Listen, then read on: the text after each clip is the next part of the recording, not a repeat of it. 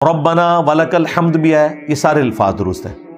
سمیع اللہ لمن حمیدہ کہنا جائز ہے مقتدی کے لیے، صحابہ اور تابعین سے ثابت بھی ہے اور بعض سے چھوڑنا بھی ثابت ہے۔ جو چیز آپ نے لازمی کہنی ہے وہ ربنا لک الحمد ہے۔ اگر آپ سمیع اللہ لمن حمیدہ کہیں تو یہ بھی ثابت ہے، ہم کہتے ہیں، لیکن اگر کوئی نہیں بھی کہتا تو یہ جسٹ ایک مستحب ہے، کیونکہ چند صحابہ اور تابعین سے ثابت ہے۔ جو حکم ہے وہ ربنا لک الحمد کہیے۔ 3 یا 1 وتر میں دعائے قنوت سے پہلے رفع الیدین کے حوالے سے تسلی بخش بتا دیں۔ یہ رفع الیدین نبی علیہ السلام سے ثابت ہے، نبی علیہ السلام سے ڈائریکٹلی ثابت نہیں، صحابہ کرام سے ثابت ہے۔ تکبیر کہنا حضرت عمر فاروق رضی اللہ تعالیٰ عنہ سے۔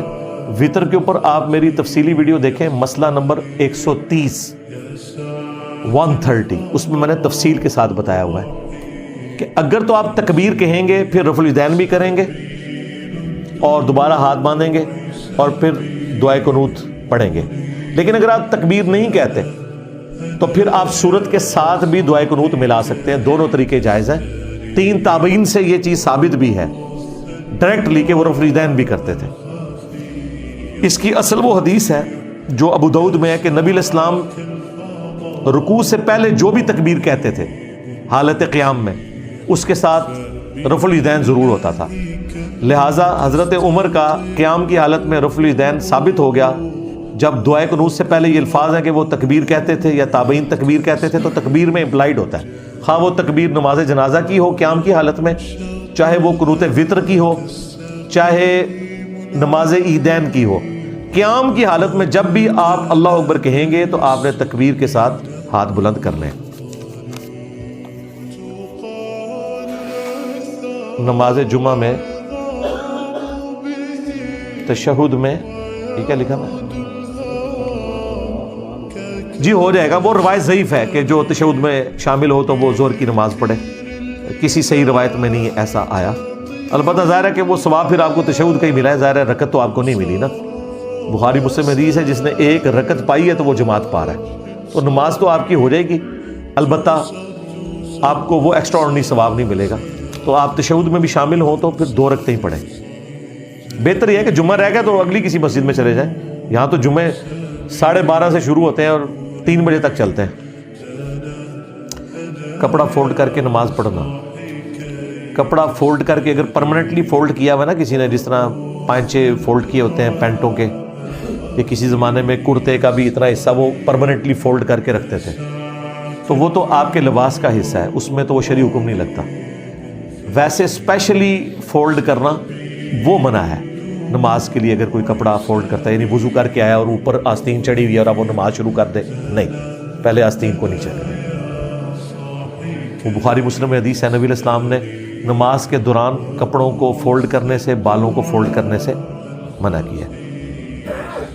تو اگر کسی نے بالوں کی چوٹیاں کی ہوئی ہے، یہ میں مرد کی بات کر رہا ہوں، عورت کی تو پرماننٹ چوٹیاں وہ تو گندی ہوئی ہوتی ہے نا، یعنی اگر کسی مرد نے بال ایسے رکھے ہوئے زیادہ بڑے تو وہ نماز سے پہلے وہ اپنے اس کا ربڑ بینڈ یا کوئی ایسی چوٹی ہے تو وہ کھول دے گا، اسے نارمل حالت میں آپ نے رکھنا۔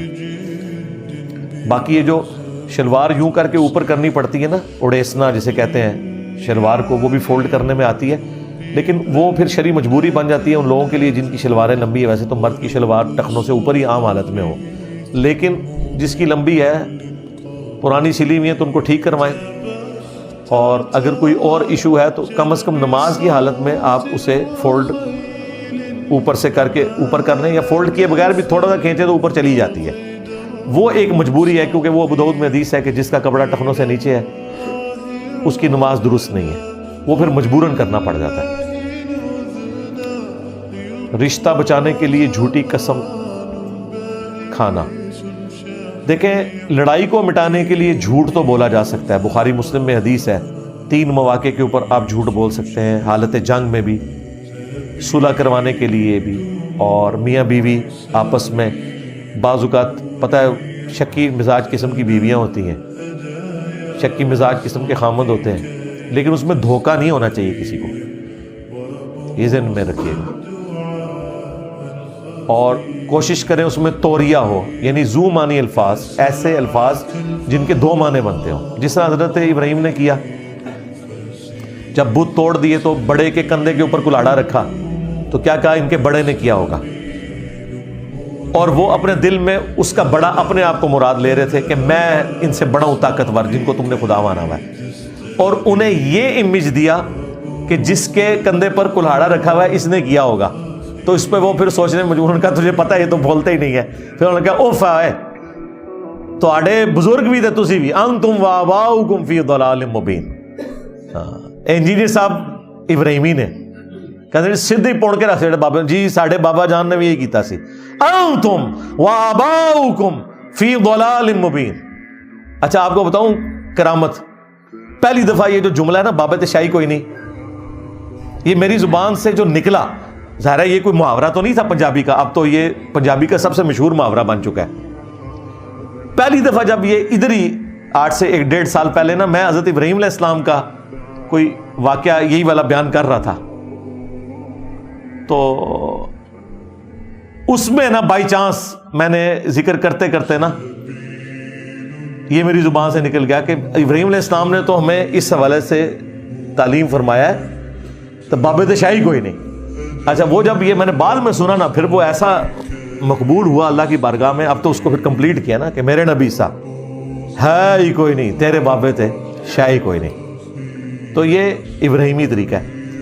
تو ذو معنی الفاظ بولنا جس کے 2 معنی ہو شر سے بچنے کے لیے، جنگ میں بھی، صلح کروانے کے لیے بھی، اور میاں بیوی بھی، 3 موقعوں کے اوپر آپ جھوٹ بول سکتے ہیں۔ اس کے اوپر ویڈیو موجود ہے، لیکن پوری زندگی جھوٹ سے عبارت نہیں ہونی چاہیے میاں بیوی کی۔